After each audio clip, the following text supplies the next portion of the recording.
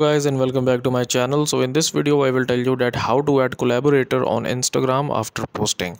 So before starting this video, make sure to like this video and subscribe to my YouTube channel for more tips and tricks like this one, and make sure that you have the latest version of Instagram. Just go to the Play Store or Apple App Store and update your Instagram application, and then you just need to open up your Instagram application on your Android and iOS. And I will just switch back to my main profile here, and I will just open up my profile on Instagram.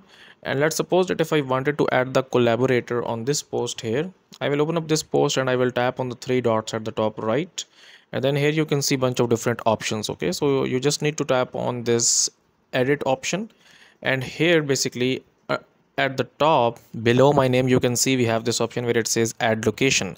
Okay, so there must be an option here to add a collaborator or add a paid partnership here. Okay, but in my case, in my account, this is not visible here. So if your account is good, and then you must see an option here which is saying that add a collaborator here, and then you can just basically click on that, and then you can enter the name of that specific person, and then this post will be collaborated.